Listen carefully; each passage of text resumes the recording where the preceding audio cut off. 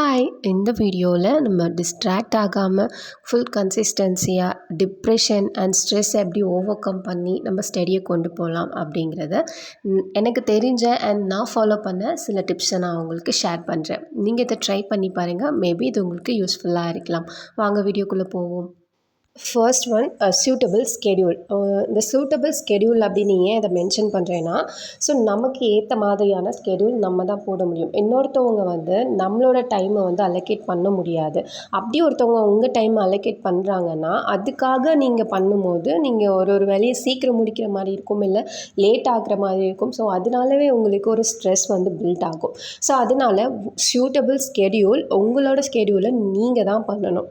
அதில் இருக்க வேண்டிய 3 விஷயம் என்ன அப்படின்னு பார்த்தீங்கன்னா, yoga or workouts and prayer. அதுக்கப்புறமா ஸ்டடீஸ்க்கு நடுவில் ஒரு 5 to 10 மினிட்ஸ் பிரேக். ஸோ இதெல்லாம் எதுக்கு அப்படின்னா, அவங்களோட கன்சிஸ்டன்சியை இன்னும் அதிகப்படுத்தும். ஸோ நீங்கள் ஒரே இடத்துல உட்காந்து படிக்கிறதுனால உங்கள் மைண்டுக்கும் பாடிக்கும் ஒரு ஸ்ட்ரெச் தேவைப்படும். செகண்ட் ஒன் பார்த்தீங்கன்னா, பிளான் ஆர் டார்கெட்ஸ். ஸோ நீங்கள் ஒரு டார்கெட்டை ஃபிக்ஸ் பண்ணிவிட்டு நீங்கள் படிக்கும்பொழுது நீங்கள் அதை கம்ப்ளீட் பண்ணிட்டீங்க அப்படின்னா, அது உங்களுக்கு ஒரு பூஸ்டப்பாக இருக்கும். நான் இன்றைக்கி இவ்வளோ கம்ப்ளீட் பண்ணியிருக்கேன், நாளைக்கு இன்னும் நான் இதை விட அதிகமாக கம்ப்ளீட் பண்ணணும் அப்படின்னு சொல்லிட்டு அது ஒரு பூஸ்டப்பாக இருக்கும். இதுவே உங்களுக்கு ஒரு இம்பேக்டாகவும் மாறும். ஏன் அப்படின்னா, நீங்கள் அதை கம்ப்ளீட் பண்ண முடியலன்னா அது உங்களுக்கு ஒரு ஸ்ட்ரெஸ் பில்ட் ஆகும். ஸோ உங்கள் பிளான் அண்ட் டார்கெட்ஸ் எப்படி இருக்கணும்னா, உங்களால் ஒன் டேவை எவ்வளோ கன்சியூம் பண்ண முடியுமோ அந்த அளவுக்கு நீங்கள் கன்சியூம் பண்ணுற மாதிரி இருக்கணும் உங்கள் டார்கெட்ஸ். அதை நீங்கள் மைண்டில் வச்சுக்கணும். தேர்ட் என்னென்னு பார்த்தீங்கன்னா, மென்டல் ஹெல்த். ஸோ இதில் எவ்வளோ முக்கியம் அப்படின்னா, உங்கள் பிரெயின் எவ்வளோ ஃப்ரெஷ்ஷாக இருக்கோ அதை பொறுத்து தான் நீங்கள் ஒரு விஷயத்தை கொடுக்கும்போது அதை உள்வாங்க முடியும். ஸோ நீங்கள் எப்படி மென்டல் ஹெல்த்தை இம்ப்ரூவ் பண்ணலாம் அப்படின்னா, don't sacrifice your sleeping hours. So minimum 6 to 7 hours உங்களோட ஸ்லீப்பிங் சைக்கிள் இருக்கணும். அண்ட் ஆஃப்டர்நூன்ஸில் ஒரு 15 to 30 மினிட்ஸ் ஒரு சின்ன ஸ்னாப் இருக்கணும். இது உங்கள் பிரெயினை ரெஃப்ரெஷ் பண்ணி கொடுக்கும். அண்ட் வாட்டர், நீங்கள் தண்ணி எவ்வளோ எடுக்கிறீங்களோ அது உங்கள் பிரெயினுக்கு ஒரு ரெஃப்ரெஷ்மெண்ட் அண்ட் ஒரு சில் கொடுக்கும். ஃபோர்த் ஒன், இதுதான் ரொம்ப முக்கியம். எப்படின்னா, கன்சிஸ்டன்சி. ஸோ டிஸ்ட்ராக்ஷன் இல்லாமல் கன்சிஸ்டன்சியாக நம்ம எப்படி படிக்கிறோம் அப்படிங்கிறது தான். நம்மளோட ஃபர்ஸ்ட் டிஸ்ட்ராக்ஷன் என்னென்னு பார்த்தீங்கன்னா, சோஷியல் மீடியா. அதை நம்மக்கிட்ட ஈஸியாக கொண்டு சேர்க்குற ஒரு விஷயம் மொபைல் ஃபோன். ஆனால் இப்போ இருக்கிற காலகட்டத்தில் என்னென்னு பார்த்தீங்கன்னா, நம்ம மோஸ்ட் ஆஃப் த லெக்சர்ஸ் நம்ம மொபைல்ஸ்லேயும் பிடிஎஃப் டவுன்லோட் பண்ணுறது மொபைல்ஸில் தான் யூஸ் பண்ணுறோம். ஸோ மொபைல் ஃபோனோட நீட் அதிகமாக இருக்குங்கிறதுனால நம்ம அதை அவாய்ட் பண்ண முடியாது. நம்ம அதில் எப்படி டிஸ்ட்ராக்ஷன்லேருந்து வெளில வரலாம் அப்படின்னு பார்த்தீங்கன்னா, நோட்டிஃபிகேஷன்ஸ் ஆஃப் பண்ணுறது, இல்லை நம்ம இந்த ஆப்ஸோட நெட் கன்சியூமிங் இருக்குல்ல, அது எல்லாத்தையும் ஆஃப் பண்ணி வச்சு நமக்கு என்ன தேவையோ அதை மட்டும் ஓப்பன் பண்ணி யூஸ் பண்ணிக்கலாம். First one. And second one என்னென்னு பார்த்தீங்கன்னா, அலாம் ஒரு 30 மினிட்ஸ்க்கு ஒன்ஸ் நீங்கள் அலாரம் வைக்கும்போது நீங்கள் ஜோன் அவுட் ஆகும்போதோ இல்லை டிஸ்ட்ராக்ஷன் ஆகும்போதோ அது கம் பேக்காக உங்களுக்கு இருக்கும்.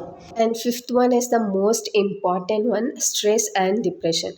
How to overcome the stress and டிப்ரெஷன்னு கேட்டிங்கன்னா, நம்ம ஸ்டடி லைஃப்க்கும் பர்சனல் லைஃப்க்கும் இடைப்பட்டது தாங்க அந்த டிப்ரெஷன் அண்ட் ஸ்ட்ரெஸ்னால் நம்ம படிக்க முடியாமல் போகிறது. ஸோ நம்ம ஸ்டடி லைஃப்பில் நம்ம பர்சனல் லைஃபோட டிப்ரெஷன்ஸ் கொண்டு வரக்கூடாது. ஆக்சுவலாக அது கொண்டு வர முடியாமல் இருக்காது. ஸோ அதுக்கு என்ன பண்ணலாம் அப்படின்னா, இப்போது ஒரு நாள் நீங்கள் ஒரு டிப்ரெஸ்டாக இருக்கீங்க அப்படின்னா தயவு செஞ்சு புக் எடுக்காதீங்க. ஸோ அந்த டைமில் நீங்கள் படிக்கிற ஒரு வேர்டு கூட உங்களுக்கு யூஸ்லெஸ் அப்படின்னு தான் சொல்லுவேன். ஸோ நீங்கள் அந்த ஒன் டே பிரேக் எடுத்துகிட்டு உங்களுக்கு பிடிச்ச ஒரு விஷயத்த செய்யுங்க. அது நீங்கள் வெளில அவுட் போகிறதா இருக்கலாம், இல்லை ஒரு பர்சன் கூட சேட் பண்ணுறதா இருக்கலாம், மூவி பார்க்குறதா இருக்கலாம், what ever you want. And இப்படி ஒரு பிரேக் எடுத்துகிட்டு நீங்கள் நெக்ஸ்ட் டே படிக்கும்போது இன்னுமே கூட கொஞ்சம் எஃபெக்டிவாகவே நீங்கள் படிக்கலாம். லாஸ்ட் விஷயம் என்னென்னு பார்த்தீங்கன்னா, இப்போ நான் சொன்ன எல்லாத்தையும் கடைப்பிடிக்கிறது தான். நம்ம ஒரு விஷயத்தை கேட்டதை அந்த விஷயத்தில் விட்டுடாமல் உங்களுக்குள்ளே என்னென்ன மிஸ்டேக்ஸ் இருக்கோ அதை ரெக்டிஃபை பண்ணுறது தான் லாஸ்ட் ஒன். ஸோ நீங்கள் ஃபஸ்ட்டு ஒரு பிளான் பண்ணுறீங்க அப்படின்னா, பிளான் போடுறதோடு நிறுத்தாமல் அதை நீங்கள் செய்யுங்க. ஸோ அது எப்படி செய்யணுன்னா, ஒரு நாள் செஞ்சுட்டு இன்றைக்கி செஞ்சுட்டா போதுமா, அதை நீங்கள் கன்சிஸ்டன்சியாக நீங்கள் கடைசி வரைக்கும் கொண்டு போகணும். கன்சிஸ்டன்சி வேணுங்கிறதுக்காக நீங்கள் தொடர்ந்து படிச்சுட்டே இருந்தால் படித்தாலுமே நோ யூஸ். ஏன்னா நீங்கள் ஃபஸ்ட்டு படித்தது வந்து மறந்துகிட்டே வரும்.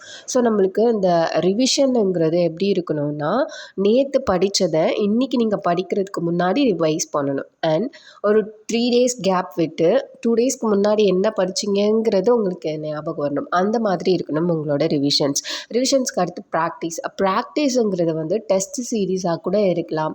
ஆனால் இந்த டெஸ்ட்டு வந்து நீங்கள் சீரியஸாக எடுத்துக்கக்கூடாது. அதாவது இந்த டெஸ்ட்டில் வந்து நான் நல்லா பண்ணிட்டேன்னா நீங்கள் நல்லா படிச்சிட்டிங்கன்னு அர்த்தம் இல்லை. இந்த டெஸ்ட்டு நீங்கள் நல்லா பண்ணலைன்னா அதுக்காக நீங்கள் நல்லா படிக்கலன்றது அர்த்தம் இல்லை.